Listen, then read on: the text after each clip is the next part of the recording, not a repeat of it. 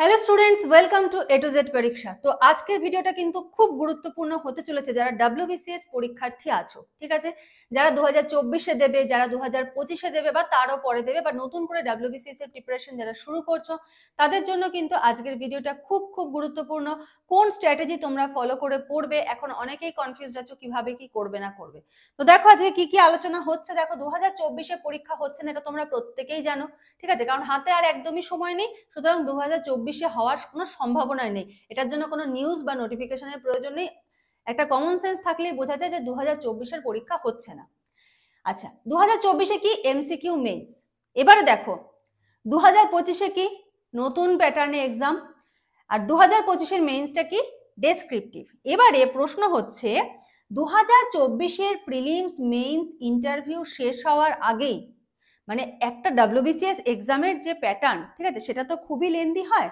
এবার সেই প্যাটার্নটা পুরোপুরি শেষ হওয়ার আগেই কি হবে, 2025-এর পরীক্ষা হবে। মানে ধরো তুমি 2024-এর প্রিলিমস দিলে, মেইনস হওয়ার আগেই দেখা গেলো 2025-এর প্রিলিমস হয়ে গেল, ঠিক আছে? তো এই যে সমস্যাটা, তার মানে কি তোমাকে যদি 2024 তুমি এমসিকিউ ভাবে তৈরি হও, তোমাকে 2025-এর জন্য মেইনসের জন্য ডেসক্রিপটিভ ভাবেও তৈরি হতে হবে। তো কোন স্ট্র্যাটেজি ফলো করে পড়বে, কিভাবে পড়বে, ঠিক আছে, সমস্ত কিছু আলোচনা করার আগে একটু আমরা চলো সিলেবাসটা একটু দেখে নিই। দেখো 2024, হ্যাঁ 2024-এ দেখো প্রিলিমসে 2.5 ঘন্টা টাইম। আমরা প্রিলিমস নিয়ে মাথা ঘামাবো না, প্রিলিমস মোটামুটি এক, শুধু পেপার 2টা ওখানে অ্যাড হয়েছে। মেইনস দেখো, মেইনসে 200 নাম্বারের আসতো এবং প্রত্যেকটা এমসিকিউ প্যাটার্নে কিন্তু প্রশ্ন আসতো। এবারে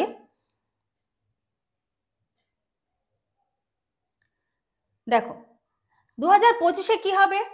2025-এর মেইনসে কিন্তু 250 নাম্বার করে থাকবে এক একটা পেপারে। জিএস পেপার 1, জিএস পেপার 2 প্রত্যেকটাতে 250 নাম্বার, সময় 3 ঘন্টা, এবং প্রত্যেকটা পার্ট থেকে কিন্তু তোমাকে ডেসক্রিপটিভ ভাবে পড়তে হবে, ঠিক আছে? এখানে দেখো এই যে এটা একদম নতুন tradition and culture of Bengal, এখান থেকে ডেসক্রিপটিভ পড়তে হবে।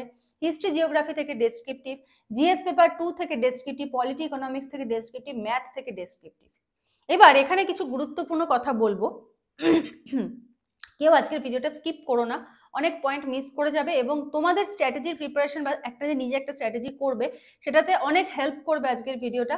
তো এই 5-10 মিনিটের জন্য স্কিপ করো না, ভিডিওটা দেখো, ঠিক আছে? দেখলে কিন্তু অনেক হেল্প হবে। দেখো এই যে জিএস পেপার 2, তোমাকে ডেসক্রিপটিভ প্যাটার্ন কি আছে, সায়েন্স, জিকে, কারেন্ট অ্যাফেয়ার্স। সায়েন্সের মধ্যে কি কি আছে, ফিজিক্স, কেমিস্ট্রি, বায়োলজি, আর জিকে স্ট্যাটিক জিকে আর কারেন্ট অ্যাফেয়ার্স। এবার এই ফিজিক্স, কেমিস্ট্রি, বায়োলজির সিলেবাস কিন্তু তোমার জানা, যে এটার থেকে কোন কোন চ্যাপ্টার আমার পড়তে হবে, ফিজিক্সের থেকে কোন চ্যাপ্টার, কেমিস্ট্রির থেকে কোন কোন চ্যাপ্টার, বায়োলজি থেকে কোন কোন চ্যাপ্টার তোমার পড়তে হবে তোমার জানা।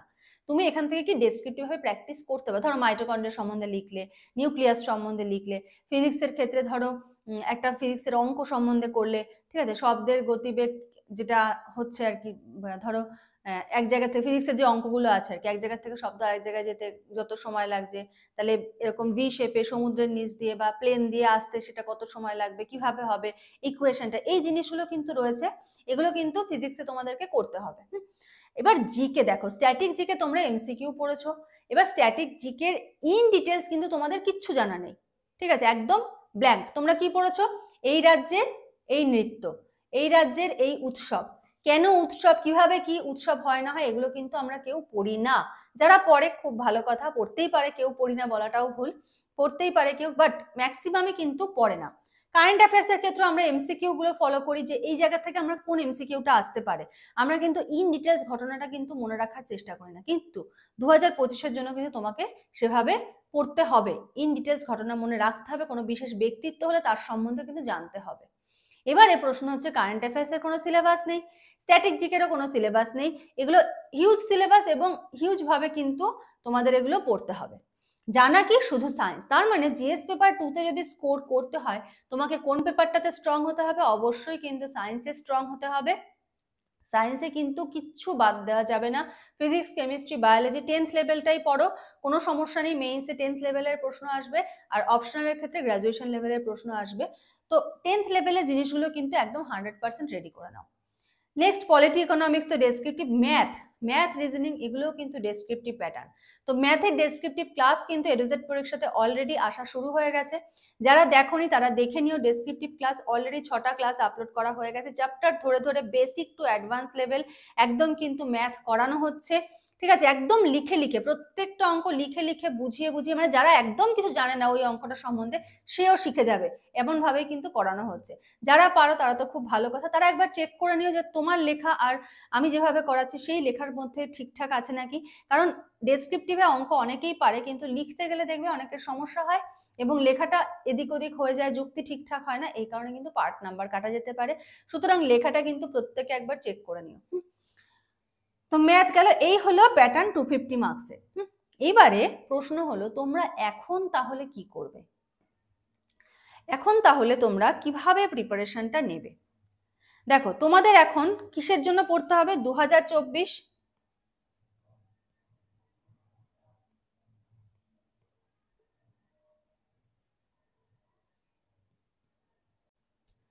দেখো এখন তোমরা যারা 2024-এর জন্য প্রিপারেশন নিচ্ছ, ঠিক আছে, তারা কিন্তু পরীক্ষা হচ্ছে না, নোটিফিকেশন আসছে না, এই নিয়ে প্যানিক করো না।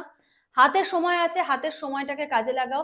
ধরো তুমি সারাদিনে যেভাবে তোমার রুটিন ফলো করছো, ঠিক আছে, 3 ঘন্টা 4 ঘন্টা 5 ঘন্টা পড়ছো, এমসিকিউ প্র্যাকটিস করছো, ঠিক আছে, যেই এমসিকিউ গুলো সমস্যা হচ্ছে সেটা মেইন বুক থেকে দেখছো, ঠিক আছে, সব করো।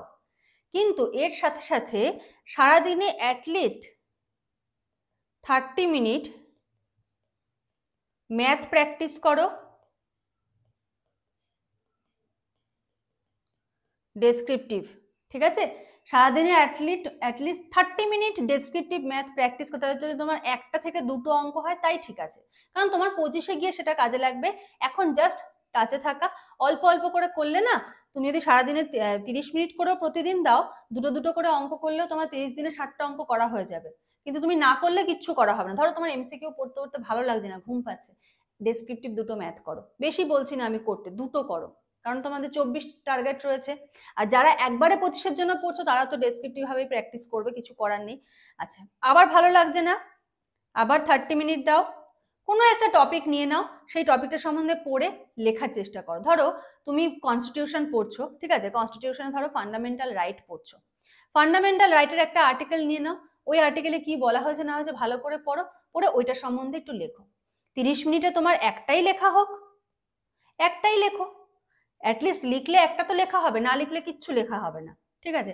এটা আমি বলছি না যে সারাদিনে এই 30 মিনিটটা প্রতিবারই দাও, তোমার এই পড়ার গ্যাপে একটা 30 মিনিট তুমি পেলে আর ভালো লাগছে না তখন ম্যাথ করলে।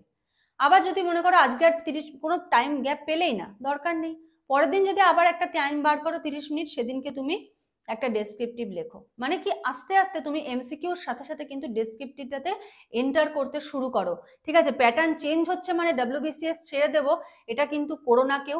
অনেকে হয়তো বলবে যে প্যাটার্ন চেঞ্জ হচ্ছে তোমাদের কম্পিটিশন কমে যাবে। দেখো যার ড্রিম ডব্লিউবিসিএস না, সে ডব্লিউবিসিএস হয়েই ছাড়বে, ঠিক আছে। সে কখনো ভাববে না যে আমার প্যাটার্ন চেঞ্জ হলো কি আমার রুট চেঞ্জ হলো।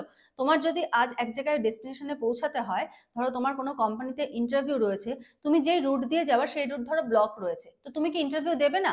দেবে, অবশ্যই অন্য কোনো রুট ধরে তুমি যাওয়ার চেষ্টা করবে, তাই না? তো যেটা আমার টার্গেট সেটা তোমাকে অ্যাচিভ করতে হবে, সেটা তোমার পথে অনেক বাধা বিপত্তি আসবে, পথে অনেক বাধা বিপত্তি আসবে, কিন্তু কি টার্গেটটা অ্যাচিভ করতে হবে। তো ওই জন্য প্যাটার্ন চেঞ্জ হচ্ছে এটা কোনো সমস্যা নয়, পড়াশোনারই তো জিনিস, প্যাটার্ন চেঞ্জ হচ্ছে এটা কোনো সমস্যা নয়। অনেকেই বলবে কম্পিটিশন কমে যাবে, অনেকে পরীক্ষা দেবে না, অনেকে ছেড়ে দেবে, গিভ আপ করে দেবে, কিন্তু যার লক্ষ্য না একজন অফিসার হওয়া, সে অফিসার হবে। এবং যে এই লক্ষ্যটায় স্থির থাকবে, যে যার কাছে প্যাটার্ন কোনো ম্যাটার করে না, সেই কিন্তু একদিন টার্গেটটা অ্যাচিভ করবে। নেক্সট আরেকটা দিন তুমি 30 মিনিট হাতে নাও, ঠিক আছে, তোমার ধরো পড়তে ভালো লাগছে না, তখন তুমি কি করো, ডেসক্রিপটিভ লেখো।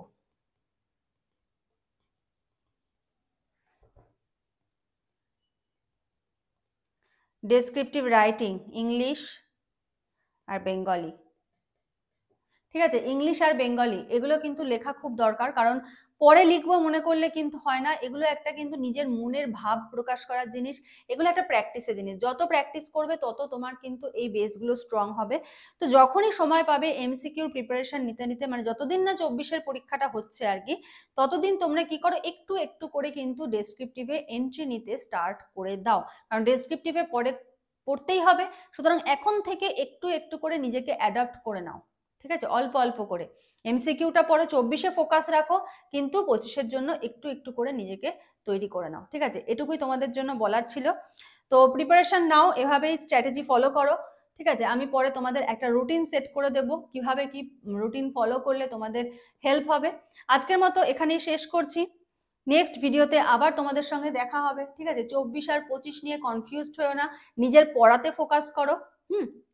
24-এর জন্য পড়ো, পড়তে পড়তে ভালো না লাগলে একটু 25-এর জন্য পড়ে নাও, আবার 24-এর জন্য পড়ো। তো এভাবে অল্টারনেট করে কিন্তু পড়াটা চালাতে থাকো। আলটিমেটলি তো পড়াই না, ইনফরমেশন গুলো নাও, নিয়ে একসাথে করে লেখা প্র্যাকটিস করো। হিস্ট্রির একটা টপিক নিয়ে লিখতে শুরু করো, ঠিক আছে। ছোট ছোট ছোট ছোট টপিক নিয়ে লেখো, বেশি বড় একবারে 1 পাতা 2 পাতা 3 পাতা লিখতে হবে না। ছোট ছোট করে লেখো, 2 মার্কস 3 মার্কসের মতো করে লেখো, তাহলেই কিন্তু হয়ে যাবে, ঠিক আছে।